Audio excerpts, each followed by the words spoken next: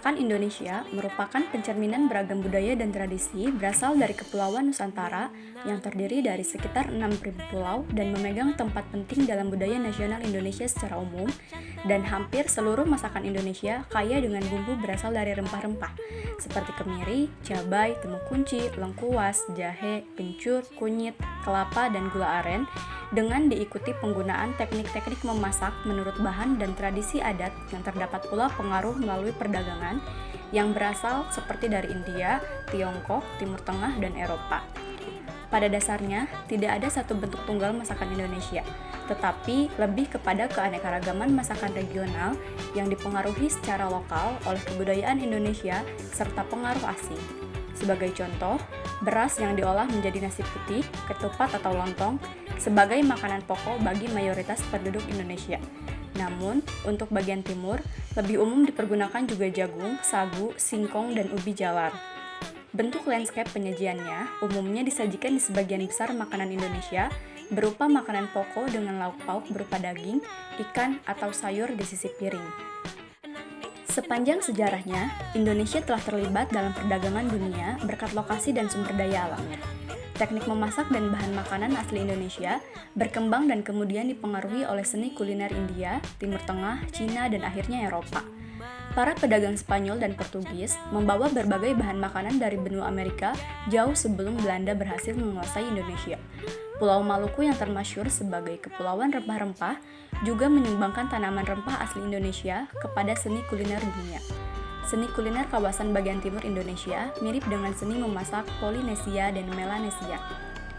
Masakan Sumatera, sebagai contoh, seringkali menampilkan pengaruh Timur Tengah dan India, seperti penggunaan bumbu kari pada hidangan daging dan sayurannya, sementara masakan Jawa berkembang dari teknik memasak asli Nusantara.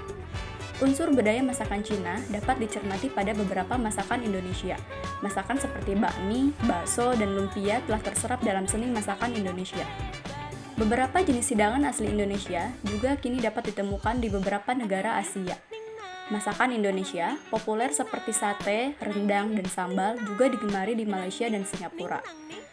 Bahan makanan berbahan dasar dari kedelai seperti variasi tahu dan tempe juga sangat populer. Tempe dianggap sebagai penemuan asli Jawa, adaptasi lokal dari fermentasi kedelai.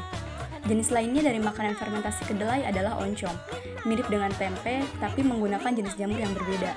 Oncom sangat populer di Jawa Barat. Di berbagai kota besar, lazim ditemui jajanan Cina seperti bakpao, bakmi, dan bakso yang dijual baik oleh pedagang kaki lima di tepi jalan atau di restoran. Masakan Cina seringkali diadaptasi menjadi masakan Indonesia. Salah satu contoh adaptasi ialah daging babi jarang digunakan dan diganti daging sapi karena menyesuaikan dengan mayoritas warga Indonesia yang kebanyakan Muslim. Salah satu makanan jajanan pinggir jalan yang populer adalah siomay dan batagor, pempek, bubur ayam, bubur kacang hijau, sate, nasi goreng, mie goreng, toge goreng, laksa, dan gorengan. Jajanan pinggir jalan Indonesia juga mencakup berbagai minuman manis seperti es cendol atau es dawet, es teler, es cincau, es doger, es campur, es potong, dan es puter. Kue khas Indonesia sering disebut sebagai jajanan pasar. Indonesia memiliki kekayaan berbagai macam kudapan dan kue, baik gurih maupun manis. Kue populer diantaranya risoles, pastel, lumpia, lemper, lontong, tahu isi, lapis legit, getuk, bakpia, bika ambon, lupis, kue pisang, kelepon, onde-onde, nagasari, syus, dan bolu kukus. Indonesia juga terkenal sebagai negeri yang kaya akan keberagaman budaya. Salah satu aspek penting dari keberagaman budaya ini adalah makanan tradisional yang menjadi warisan budaya dari berbagai suku dan daerah di Indonesia. Makanan tradisional di Indonesia memiliki beragam cita rasa, mulai dari yang pedas, gurih, manis, hingga asam. Setiap makanan tersebut juga dapat mewakili identitas kuliner dan budaya suatu daerah. Makanan tradisional suatu daerah seringkali menjadi simbol identitas bagi masyarakatnya. Misalnya, rendang menjadi simbol identitas Sumatera Barat, sementara gudeg menjadi simbol identitas Yogyakarta. Makanan-makanan ini mencerminkan keunikan dan kekayaan budaya suatu daerah. Makanan tradisional merupakan salah satu bentuk warisan budaya yang dapat dilestarikan dari generasi ke generasi. Dengan mempertahankan tradisi memasak dan konsumsi makanan tradisional, kita dapat menjaga warisan budaya ini agar tetap hidup dan berkembang. Makanan juga dapat menjadi pembentuk kesenian dan tradisi suatu masyarakat. Misalnya, upacara adat Bali seringkali melibatkan persiapan dan penyajian makanan khas seperti lawar. Makanan ini menjadi bagian tak terpisahkan dari upacara adat yang memiliki nilai-nilai budaya dan religius yang tinggi. Selain itu, kekayaan kuliner yang khas dan mendalam berasal dari tradisi dan budaya masyarakat Sunda, kelompok etnis terbesar di Jawa Barat, Indonesia. Keunikan dan keistimewaan masakan Sunda tidak hanya terletak pada cita rasa yang lezat, tetapi juga pada proses memasak yang menggabungkan seni dan kearifan lokal. Salah satu ciri khas utama masakan Sunda adalah penggunaan bahan-bahan alami dan rempah-rempah. Masyarakat Sunda mengandalkan sumber daya alam sekitar mereka untuk menyajikan hidangan yang segar dan bervariasi. Sayuran segar seperti nangka muda, labu siam, kacang panjang, dan terong menjadi bagian tak terpisahkan dari menu masakan Sunda. Ikan air tawar seperti nila dan gurame juga menjadi bahan utama dalam hidangan Sunda. Selain itu, di Jawa Barat juga memiliki cemilan yang bernama keripik. Keripik adalah sejenis makanan ringan berupa irisan tipis dari umbi-umbian, buah-buahan, atau sayuran yang digoreng di dalam minyak nabati. Untuk menghasilkan rasa yang gurih dan renyah, biasanya dicampur dengan adonan tepung yang diberi bumbu rempah tertentu. Secara umum, keripik dibuat melalui tahap penggorengan, tetapi ada pula dengan hanya melalui penjemuran atau pengeringan. Keripik dapat berasa dominan asin, pedas, manis, asam, gurih, atau paduan dari semua rasa. Keripik singkong banyak diproduksi di Kota Bandung dengan berbagai macam rasa dan varian. Halo, selamat siang teman-teman semua. Perkenalkan, nama saya Tertius ini. Saya mahasiswa dari Universitas Widyatama Bandung. Dan di sini saya sudah berada dengan Aopik, ya, yang mana Aopik ini merupakan perwakilan dari Ibu Irma. Ibu Irma ini adalah owner dari Keripik Pedas dan Comring Sariasi. Nah, Aopik ini juga di sini sebagai apa? Manajemennya. Oke, manajemen ini ya, operasional gitu. Oke. Oh, pemasaran juga. Oh, oke.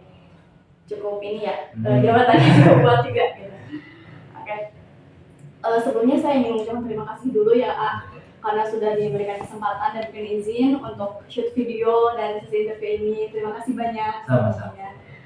Nah, alasan saya kenapa saya memilih usaha Ibu Irma ini untuk jadikan topik tugas kampus saya ini, karena saya benar-benar penasaran gitu, A. Saya kan search di Google ya gitu. Saya penasaran gimana sih prosesnya atau gimana bisa dari bisnis keripik ini bisa menghasilkan profit yang begitu tinggi gitu. Kita kupas satu-satu boleh? Boleh. Oke. Mungkin dari sejarahnya dulu kali Boleh. ya. Gitu. Awal mula muncul idenya itu gimana sih ya? Gitu. Sebetulnya sih ini usaha keluarga ya, usaha keluarga dulu itu dari almarhum bapak saya dari mana. Nah, Teh Irma ini kakak ipar sebetulnya. Nah, saya namanya ada Adudu menikah dengan Teh Irma. Berarti seperti itu. Nah, untuk mulai usaha keripik Sariasi ini dimulainya kurang lebih dari tahun 2003. Oh, udah cukup lama. Cukup lama ya. Cuman dulu mulai produksi ini tidak di sini lokasinya. Oke. Akan tetapi beradanya di Kampung Menyembere, RT 2 RW 04 Desa Cirebon Kulon. Dekat di sini di depan SDN Sejati. Oh iya. Nah, kan tapi pindah ke sini kurang lebih sekitar tahun 2011-an. Lebih pindah ke sini mulai produksinya. Karena ada beberapa kendala dari apa ya, tempat produksi itu sendiri dulu ada sedikit masalah. Adapun sebelum bapak saya membuka usaha keripik itu memang bekerja dulu ke pabrik keripik orang lain. Oh iya. Kayak gitu. Jadi terinspirasi lah ya. Betul. Dulu kerja di pabrik keripik sebagai ngampas kalau istilahnya. Ngampas itu jadi masukin keripik baru-baru yang kemasan 500-an. Oh ya, kecil-kecil itu ya. ya. Kecil dulu bapak usaha dulu ke orang lain atau kerja ke orang lain untuk masukin barang keripik punya. Nah, dari sana bapak saya almarhum mulai berinovasi lah atau mulai bergerak sedikit lebih maju ke arah yakni membuka usahanya sendiri atau ya keripik itu, tapi tidak langsung bergerak secara sendiri. Okay. Tapi dulu join bersama rekannya. Nah, dulu ada rekannya namanya Pak Sahlan. Dulu itu beliau membuka usaha keripik dengan Pak Sahlan, join kantor lah gitu ya, join berdua usahanya. Kurang lebih enggak lama juga, itu sekitar 1 sampai 2 tahunan berjalan, menjalankan secara berdua lagi yang gitu. Nah, setelah 2 tahun baru bapak saya mulai usaha sendiri dibantu dengan anak-anaknya. Nah, kebetulan saya ini dari 8 bersaudara, saya yang ketujuh. Nah, sebelum merekrut karyawan dan lain sebagainya, bapak saya juga melibatkan anak-anaknya dalam usahanya atau membuat produksi. Dulu ya. Betul, dari usahanya alhamdulillah usaha keluarga kecil-kecilannya kayak gitu. Nah, melibatkan keluarga atau anak-anaknya supaya menekan biaya produksi ataupun biaya operasional. Nah, dulu itu kita fokusnya hanya terhadap apa ya, kemasan dalam per pak yang keluar baru gitu, yang kecil-kecil itu. per pak gitu. Dulu fokusnya hanya ke arah sana. Nah, semakin ke sini kita itu fokusnya sekarang ke arah bal-balan. Maksudnya bal-balan itu dalam kuantitas beratnya itu 5 kilo dalam satu balnya. Minimalnya 5 kilo. Betul, dalam kemasannya itu ada 5 kilo dan ada juga sebetulnya yang kemasan 2 kilo dan 2 kilo setengah. Itu kita untuk dimasukkan ke grosir-grosir untuk dijual kembali untuk para industri lainnya lah, lainnya lainnya. Cukup jelas sekali ya sejarahnya. Terus ini ya, dari sekian banyaknya bisnis makanan nih, kenapa beli keripik? Iya. Oke, sebetulnya sempat beberapa kali mencoba di bidang makanan lain waktu itu. Tidak hanya dari keripik, contohnya tahu kerupuk kancing yang putih-putih bulat-bulat. Nah, nanti bisa lah coba dicari yang namanya kerupuk kancing ya, kayak gitu. Nah, dulu sempat mencoba itu, tapi tidak bertahan lama karena memang dari permintaan pasarnya yang tidak cukup stabil. Kurang ya? Kurang. Beda dengan keripik, walaupun memang ada naik turunnya, akan tetapi tidak jauh jomplang dalam permintaan jumlah di pasarnya. Jadi ya tetap ada kestabilan lah pada jumlah produksi dan jumlah permintaan dari pasar. Kayak gitu. Kalau kendalanya sendiri nih, ada kendala apa nggak sih? Misalkan ini kan yang aku ambil itu kan keripik singkongnya. Nah, ada kendala nggak sih, contohnya seperti kayak dari singkongnya ini misalkan cuacanya buruk, ada hama dari tanaman singkongnya, sehingga kan berarti menghambat ya kalau misalkan singkongnya kan jadi berkurang tuh produksinya, terus produksi singkongnya berkurang dan otomatis terhambat juga, terdampak juga sama profitnya tuh. Untuk hal tersebut justru pasti pernah ya.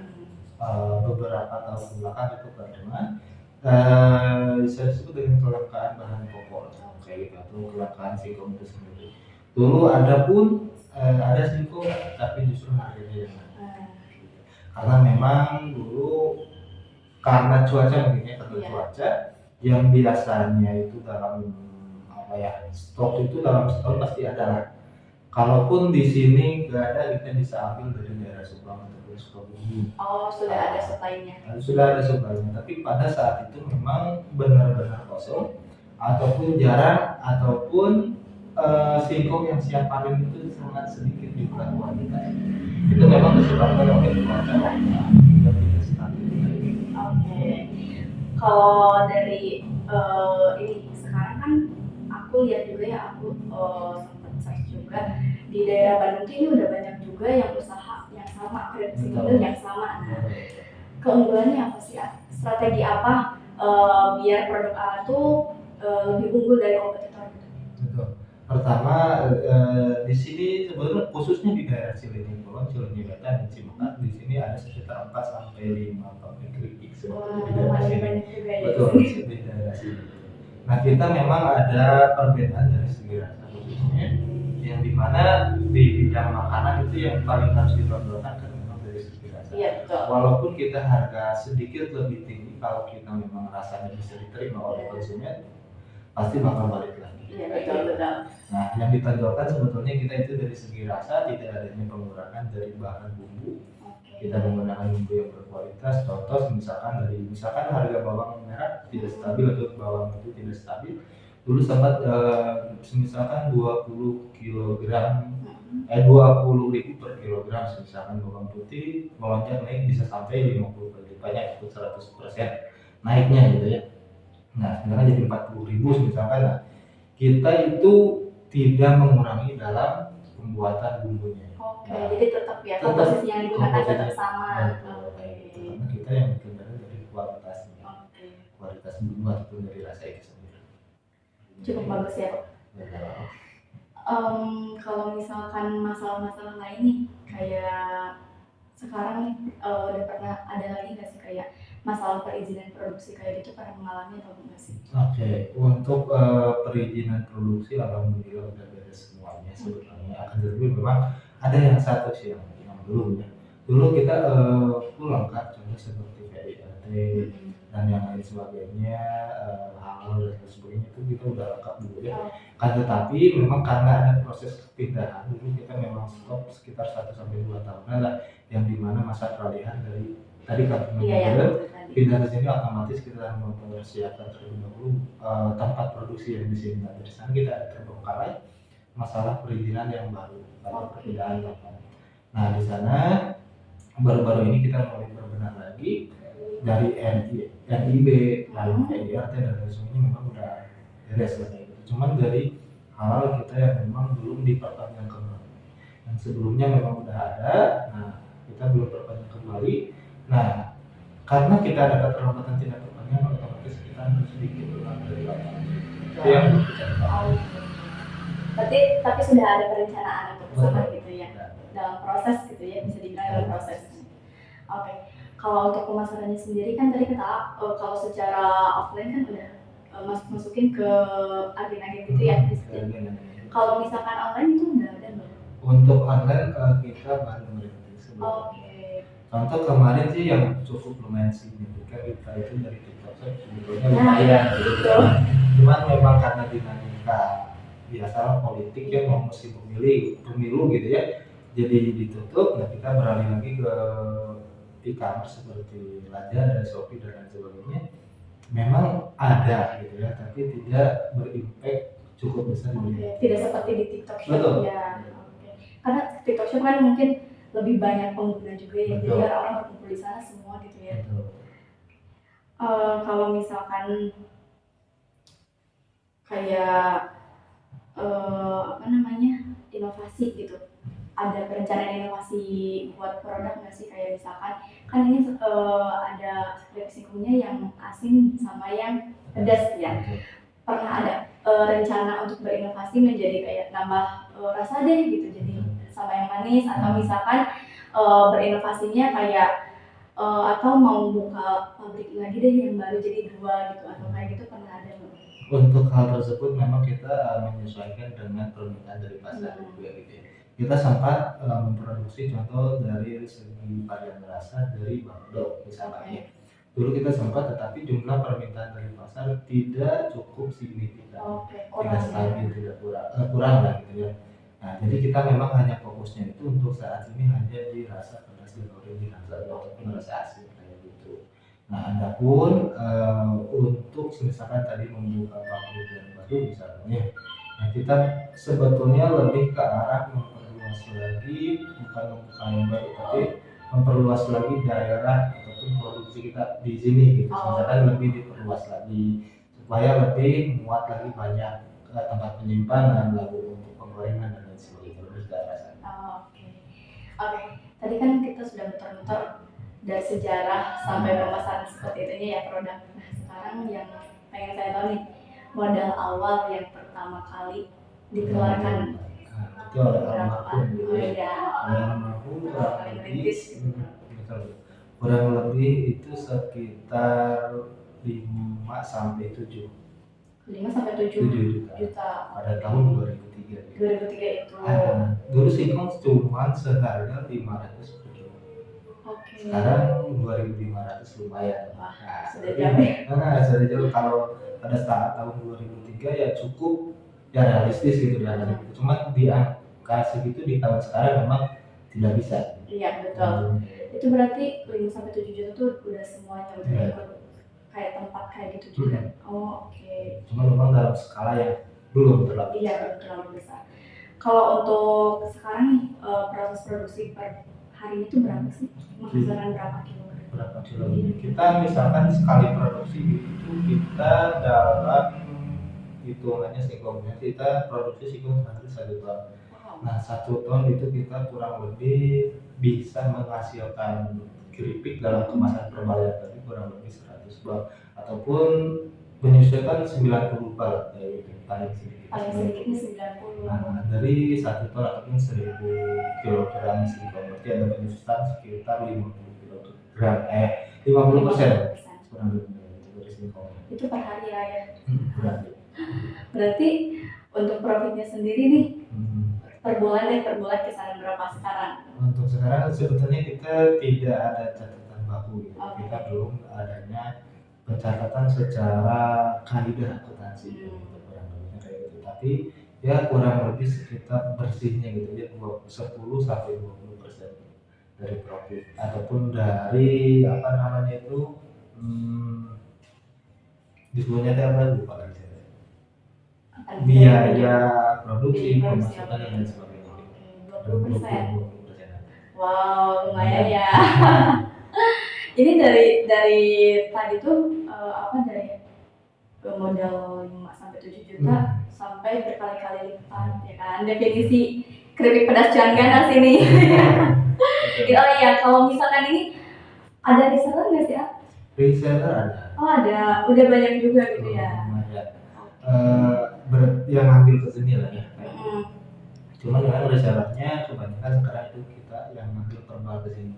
Jadi mereka untuk dikemas kembali ataupun untuk di order kembali.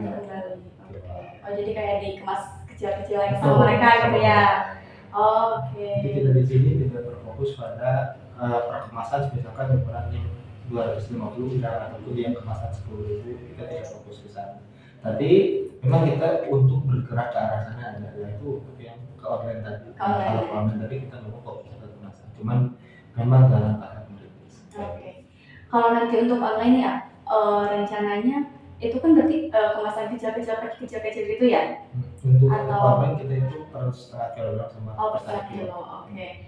Nah dari packagingnya sendiri rencananya apakah akan sama seperti yang sekarang atau akan membuat packaging yang baru dengan misalkan yang bermotif, berwarna segala macam, ada apa enggak? Nah, untuk hal tersebut pasti ke depannya pasti ada ya, rencana pasti ada. Cuman kita memang ingin memperbaiki terlebih dahulu bagaimana kita memahami dulu fitur-fitur dari Craftlit itu sendiri supaya kita menaikkan dulu tingkat trafficnya itu sendiri. Iya. Tingkat trafficnya udah oke, maka kita kesempatan untuk melakukan packaging yang bagus lah dari itu memang ada. Berarti ini saya bisa nih kalau mau jadi reseller nih. Ini kalau buat teman-teman semua nanti gimana kalau misalkan mau jadi resellernya? Mau jadi reseller itu tentu bisa juga ya, bisa menghubungi juga ibu-ibu itu bisa juga, ataupun nanti ke saya juga bisa. Oke. Nomornya apakah pernah di Google atau ada? Ada di Google. Di Google itu nomornya. Oke. Adapun di TikTok itu ada, kita ada namanya TikTok, namanya itu official.keripik.variasi. Oke, nanti aku spill di ini ya di akhir video. Biar nanti teman-teman gak susah buat nyarinya gitu. Oke, mungkin itu aja informasi yang kita gali hari ini. Terima kasih banyak atas waktu dan kesempatannya. Semoga teman-teman di sana terinspirasi ya buat membuka usaha gitu, memulai bisnis. Sebenarnya memulai bisnis itu kan tidak harus dengan modal yang besar gitu. Dengan kita join menjadi reseller aja kan itu udah memulai bisnis ya gitu. Iya betul, langkah awal untuk memulai bisnis gitu. Oke, terima kasih banyak sekali lagi ya. Sama-sama.